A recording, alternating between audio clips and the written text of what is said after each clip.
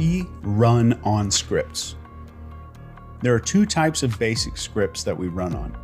There's the first type, which is genetic. Our ancestors passed down a set of scripts, and a script is just a way of doing things. So when we get scared, if you go on YouTube and watch one of those compilations of people getting the crap scared out of them, you'll see the same exact behaviors in everybody. The shoulders go up. These two muscles right here in the neck, the cleidomastoid muscles, will jump out and protect the carotid artery. These lips will pull horizontally, kind of back towards the ears and the fear facial expression. The hands will come up like this. But the body does that in a very specific sequence. And the reason that it does is that's a script that protected our ancestors from tigers. It all goes back to tigers. So there's other things too. There's an authority figure here. I need to become compliant and obedient. That's a script that our ancestors gave us. And there's no way for us to go in and modify a lot of these. Some we can. We can overcome a lot of these things, especially if they're limiting. But most of these scripts were designed to save our life. The second kind of script that we run on is life scripts. So this is from birth to now. What have we done that rewarded us or caused us some kind of pain? Or what have I done to get through my day? So let's take a very basic example and then expand it a little bit more. Learning to tie your shoes when you first learned was extremely difficult. But your brain started remapping its neuronal network, or a bunch of neurons started getting closer and closer to each other and said, okay, he wants to do this every day, or she needs to tie her shoes every day. So the more we repeated it, the more we developed a script. So that's a habit script instead of a safety script that we learned from childhood. Anything that we repeat, our brain says, that's a script I can learn. We've all had the experience, sadly, of driving a vehicle and 10, 15 minutes goes by and finally we're like, oh my God, who was driving the car? Or we pull into the driveway and like, how did I get home past the exit off the freeway? The reason that we can unconsciously drive the car is there's a script in our brain that says, this is how you drive a car, this is what you look for. But the moment, no matter how deeply in trance you were driving that car, if you heard screeching brakes or you saw a giant flash of brake lights, that deviates from your script and causes instantaneous focus. And that's why the brain responds hyperactively with focus to anything that's new. So novelty really does manufacture a tremendous amount of focus. So we have a lot of scripts.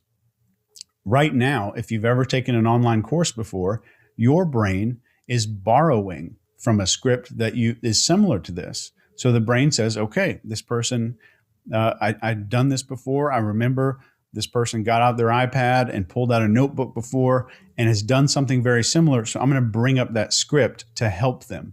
So if you're taking notes right now, your brain is writing notes as I'm talking. It's borrowing from college. It's borrowing from high school. It's borrowing from any time that you've taken notes, maybe a meeting or lectures when you go to work. It's borrowing from times in your past when you've encountered something similar. And the brain does this to protect you, but it also does this for resource allocation. So it says, I've got a tremendous amount of stuff to focus on. I've already done this note-taking thing before. I can shorten down how much I need to concentrate on this by just running this program that I've built for note-taking and listening. So all the time, our brain is looking around saying, this is just like X, Y, or Z that I've done before. I'm going to bring up that script to see if it can save us a little bit of time and effort. So scripts run the show. In our advanced classes, I teach you how to hack into people's scripts, how to bring up a script from a person's past in order to get persuasion on the fast track. I'll even teach you how to interrupt a script and use something called confusion methods to bypass a person's critical factor, their ability to think very critically about what information that they are receiving. We have all made decisions that we probably shouldn't have. And even as you're watching me right now, there is a guy somewhere on earth who is cheating on his spouse, and he'll regret it. However, the reason we do things like that, if we've ever watched an infomercial, Even if you didn't buy a product and you watched an infomercial and you found yourself at the very end of the infomercial, what happened? How did an infomercial about a expandable garden hose maintain that much of your attention? The reason it does this is because it's hacking into your scripts.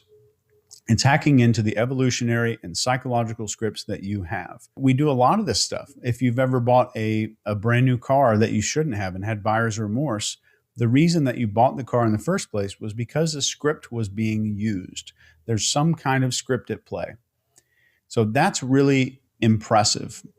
And let's talk about how confusion does bypass a person's critical factor for just a moment.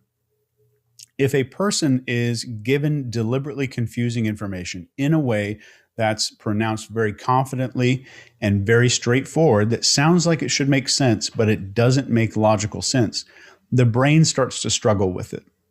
So while let's imagine there's in your brain, there's a guy or a girl sitting at a desk, and every time you give a new piece of information to that person in the brain's got to run back and open a bunch of file cabinets and find something that's related and say, oh yeah, a zebra. I see a picture of that. I know what that looks like. I've seen that before. So it goes and brings up your zebra file just because I mentioned zebra. So now just me mentioning that, your file clerk went back and brought up a picture of it, maybe a YouTube video you saw where there were zebras running on a desert somewhere in Africa. Who knows? But we know that the file clerk goes back to access some of this information. If a person is deliberately confused, if I'm deliberately issuing a piece of information that's slightly confusing but sounds like it should make sense, the file clerk is having to go to many, many different locations in order to sort that out. While the file clerk is back there, the critical factor, the part of the brain that can screen whether or not a piece of information is good, is busy. So, after a confusion statement, a person will naturally, most of the time, fully accept any new piece of information that does make sense. Since it's trying to make sense of anything that it possibly can, it will grasp on to the first thing that it hears that does make sense. So let's take this outside of this and give you an example. If a person has fallen in the water, they can't swim, and they feel like they might drown, our arms are flailing around, our legs are flailing back and forth to try to keep us alive. The first physical object, the first still thing that we can feel, our hand is going to grasp around it. If it's a thorn bush, if it's a whole bunch of razor blades, it doesn't matter. Our brain will tell it to grab on automatically. And confusion works inside the brain in much the same way. So confusion is one of the ways that people are tricked by infomercials into doing things they normally wouldn't. And in interrogation in my life, my entire career was based in talking people into doing things that were not in their best interest or they normally wouldn't.